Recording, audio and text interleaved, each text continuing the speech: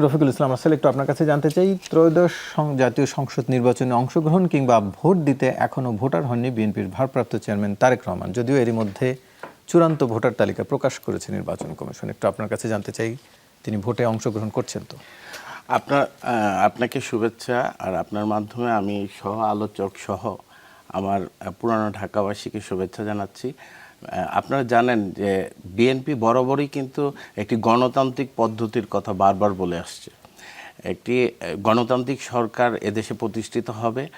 আর যেহেতু দেশনায়ক তারেক রহমান পূর্বেও কিন্তু উনি ভোটার ছিলেন, এখন যেহেতু উনি ভোটার হালনাগাদ করা প্রয়োজন, অতি শীঘ্রই উনি দেশে প্রত্যাবর্তন করবেন এবং উনি তার ভোটার হালনাগাদ করবেন।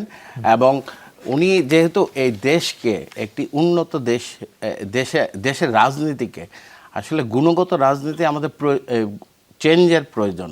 আমাদের রাজনীতিটা আমরা দেখেছি মিছিল মিটিংয়ের মাধ্যমেই সীমাবদ্ধ রাজনীতি।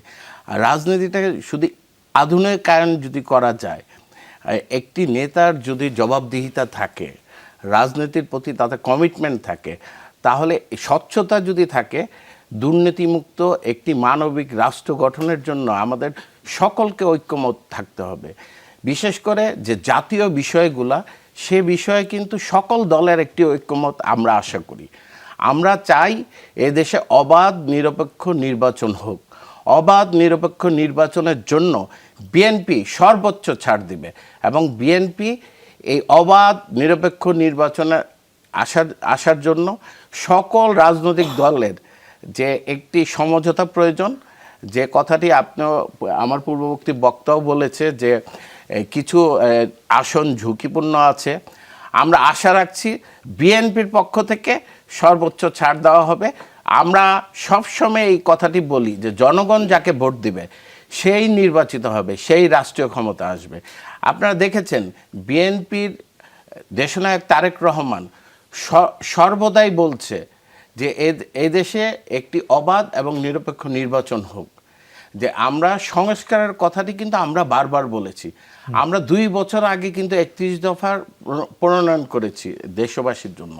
এটি কিন্তু কোনো রাজনৈতিক দলের সংস্কার ছিল না, এটি দেশের জন্য সংস্কার ছিল। যেহেতু এই দেশনায়ক তারেক রহমান একটি কথা বলছে বারবার, আমার চেয়ে আমাদের আগে দেশ, ক্ষমতার আগে জনতা, সবার আগে বাংলাদেশ।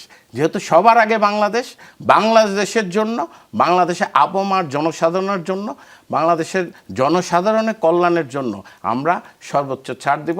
আমরা আশা রাখি একটি অবাধ এবং নিরপেক্ষ নির্বাচন আগামীতে অনুষ্ঠিত হবে। বিভিন্ন জায়গায় মনোনয়নের যে মত পার্থক্য যেটি রয়েছে, তৃণমূলে একাধিক ব্যক্তি মনোনয়ন চেয়েছেন, যারা পাননি তারা এখন বিদ্রোহী প্রার্থী হওয়ার ঘোষণা দিয়েছেন। কেউ কেউ আবার দুই আলাদা প্রার্থীর মহড়াও এলাকায় এক ধরনের উত্তেজনা তৈরি করেছে। এগুলো কতটা নিয়ন্ত্রণে আসবে বলে মনে করেন ভোটের মধ্যে? এটা হচ্ছে কি, বিএনপি একটি বড় দল, আপনারা জানেন। দীর্ঘদিন মানুষ কিন্তু ভোটের অধিকার থেকে বঞ্চিত ছিল। ভোটের অধিকার থেকে যেমন বঞ্চিত ছিল, তেমন আমাদের স্থানীয় নেতারা তার রাজনৈতিক কর্মকৌশলের মাধ্যমে যে নির্বাচনী বৈতরণী পার করার জন্য তারা কাজ করেছে। প্রতিটা আসনে একাধিক প্রার্থী রয়েছে, কিন্তু আমাদের দেশনায়ক তারেক রহমান সুস্পষ্ট নির্দেশনা দিয়েছেন যে একজনকে প্রার্থী করা হবে এবং সকলে মিলে যাতে ওই প্রার্থীর পক্ষে কাজ করে।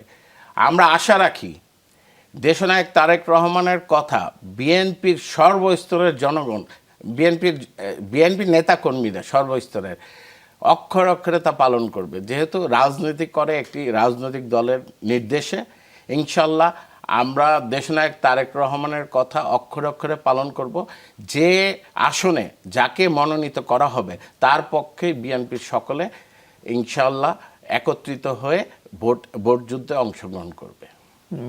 এরই মধ্যে তো একটি তালিকা দেয়া হয়েছে দলের পক্ষ থেকে, সেই তালিকা তৃণমূলে পৌঁছেও গেছে। তারপরও প্রায় অন্তত 20টি আসনে বিদ্রোহী প্রার্থী থাকতে পারে এরকমের একটি ইঙ্গিত পাওয়া গেছে। আপনারা বলছেন যে আশা করছেন, যে কথাটি আপনি বলেছেন যথার্থ বলেছেন, যে এই আমাদের যেহেতু একটি জনপ্রিয় রাজনৈতিক দল বিএনপি, আপনি আশা করছেন 20টি আসনে এই ধরনের সমস্যা তৈরি হয়েছে, কিন্তু আমাদের স্থায়ী কমিটি থেকে নিয়ে দেশনায়ক তারেক রহমান এই বিষয়টি অনুধাবন করবেন এবং যথার্থ তিনি নির্দেশনা দেবেন এই বিষয়ে। জি